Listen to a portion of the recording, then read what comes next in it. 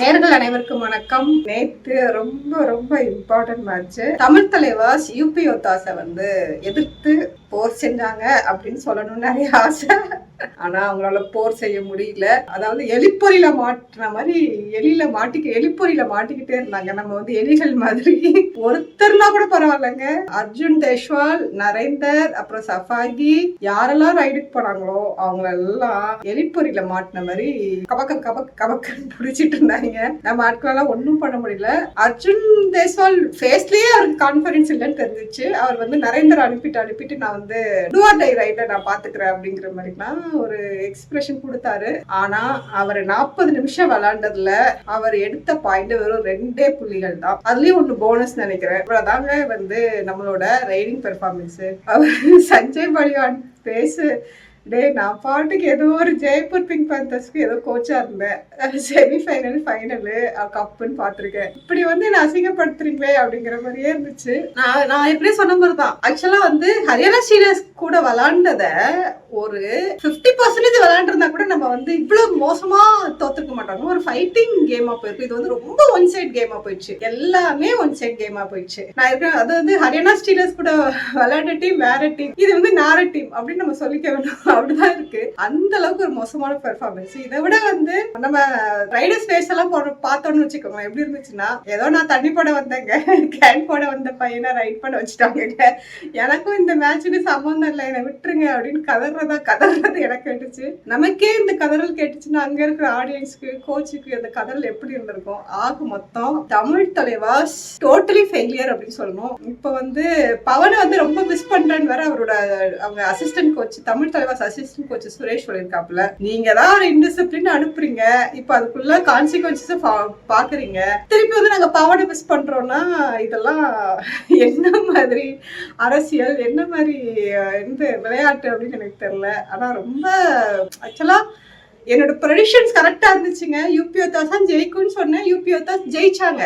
ஆனா அந்த ப்ரெடிக்ஷன் சரியா இருக்குன்னு கூட என்னால என்ஜாய் பண்ண முடியல. ஏன்னா அவ்வளவு மோசமா விளையாண்டுருக்காங்க. அதாவது நல்லா ஃபைட் பண்ணாங்க, நல்ல கேமா இருந்துச்சு. நான் கூட ரொம்ப க்ளோஸ் கேமா இருக்கும்னு நினைச்சேன். க்ளோஸ் கேமா ஒண்ணுமே கிடையாது. அந்த முதல் 10 நிமிஷம் நம்ம 2 வீடியோல அதான் சொன்னோம். முதல் 10 நிமிஷம் தான் நீங்க வீக்கா இருக்கீங்க, அதை நீங்க ஸ்ட்ரென்தன் பண்ணிக்கோங்க அப்படின்னு சொன்னோம். அது மட்டும் அவங்க கேட்டிருக்காங்க. அவங்க அதை ஸ்ட்ரென்தன் பண்ணிட்டு அதுக்கப்புறம் உள்ள 30 நிமிஷத்தை அப்படி கோட்டை விட்டாங்க. அடேங்களா. சோ இதுல தமிழ் தலைவாஸ் எப்படி நம்ம கப்படிக்கும்னு நம்ம நினைக்கிறது. பவன் வந்தா கூட இந்த வெட்டியை மீட்க முடியும்னு தெரியலையே. சோ இது ரொம்ப ஆக்சுவலா இது நம்ம மன வருத்தத்தோட காமெடி பண்ணா கூட ரொம்ப வருத்தமா இருந்துச்சு. ஏன்னா தமிழ் தலைவாஸ் ஜெயிக்கணும் அப்படின்னு ரொம்ப ஆசைப்பட்டோம். இப்ப அருளானந்த பாபு வேற அவர் ஃபர்ஸ்ட் ரைட்ல எல்லாம் ஃபர்ஸ்ட் கேம்ல 5 பாயிண்ட் எடுத்து ஹரியானா ஸ்டீலர்ஸ் கூட 5 பாயிண்ட் எடுத்தாருங்க. நேத்து 0 பாயிண்ட். அது கூட நம்ம பார்த்தோம்ல, அந்த வீடியோல பார்த்தோம். எப்ப நீங்க ஃபர்ஸ்ட் செட்லாம் நல்லா ஆடுறீங்க, ஃபர்ஸ்ட் ஒரு கேம் 2 கேம் நல்லா ஆடுறீங்க, அதுக்கப்புறம் விளையாட மாட்டேங்கிறீங்களா? அதே தான் நடந்திருக்கு. ஃபர்ஸ்ட் நல்லா விளையாடாரு, அதுக்கப்புறம் நேற்று ஒரு பாயிண்ட் கூட இல்லை, அதுக்கு ரைடும் கொடுக்கல, அது வேற விஷயம். ஸோ இதுல என்ன பெருசா ரிவ்யூ போடுறதுன்னு தெரியல. ஃபர்ஸ்ட் 10 நிமிஷத்துல தமிழ் தலைவாஸ் எடுத்தது 7 புள்ளி. அப்புறம் 11 நிமிஷத்துல இருந்து 20 நிமிஷம் வெறும் 3 புள்ளி. யோசித்து பாருங்க, வெறும் 3 புள்ளி. அதுக்கப்புறம் 21 நிமிஷத்துல இருந்து 30 நிமிஷம் வெறும் 4 புள்ளி. 3, 4, 7 அவ்வளவுதான். அதுக்கப்புறம் என்ன கேமே முடிஞ்சு போச்சு. அதுக்கப்புறம் அதுக்கப்புறம் ஒரு 11 பாயிண்ட் எடுத்திருக்காங்கன்னு நினைக்கிறேன். யூபி ஒத்தாஸுமே ரொம்ப அவங்க ரைடிங்கும் இப்பதான் கொஞ்சம் அது ரெக்கவரி ஆற மாதிரி இருக்கு. ஆனா ரொம்ப எல்லாம் சூப்பர் டூப்பர்னு சொல்ல முடியாது. ஆனா அவங்க டிஃபென்ஸ் செம்மையா பண்ணிருந்தாங்க. அது சஃபாகிலாம் ஆல்மோஸ்ட் வெளியில வர மாதிரி வந்தாரு. அவர் அப்படியே பிடிச்சி இழுத்துட்டு போனதெல்லாம் அந்த ஸ்பிரிட்டோட நல்ல டிஃபென்ஸ் கலெக்டிவ் பெர்ஃபார்மன்ஸை கொடுத்து நல்லா பண்ணியிருந்தாங்க. அதையும் தாண்டி நம்ம டிஃபென்ஸுமே ரொம்ப மோசமா இருந்துச்சுன்னு அவ்வளவு சொல்ல முடியாது. நம்மளும் ஈக்குவலா டேக்கிள் பாயிண்ட்ஸ் எடுத்தோம், டேக்கிள் வச்சிருந்தோம். ஆனா நம்மளோட மிகப்பெரிய சொதப்பல் ரைடிங். இப்ப நம்ம டிஃபென்ஸும் நல்லா இருக்கு, அவங்க டிஃபென்ஸும் நல்லா இருந்துச்சு. அவங்க டிஃபென்ஸ் ரொம்ப சிறப்பா இருந்துச்சு, நம்ம டிஃபென்ஸ் நல்லா இருந்துச்சுன்னு வச்சுக்கோங்களேன். ஆனா அவங்களால ரைட்ல எப்படினாலும் மினிமம் 3 பேரும் சேர்ந்து 3 ரைடரும் சேர்ந்து ஒரு 12 புள்ளி எடுத்திருப்பாங்க.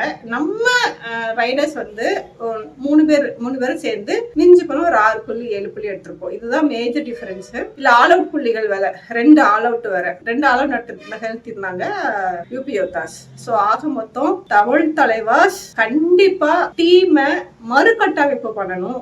இல்லைன்னா இவங்களால இன்னும் 2 மேட்ச் 1 மேட்ச் கூட ஜெயிப்பாங்கன்னு தெரியாது. ரொம்ப மோசமான நிலையில தோப்பாங்க. பவனை அவங்க வந்து திரும்ப கொண்டு வர்றதுக்குள்ள வேலைகளை செய்யணும்.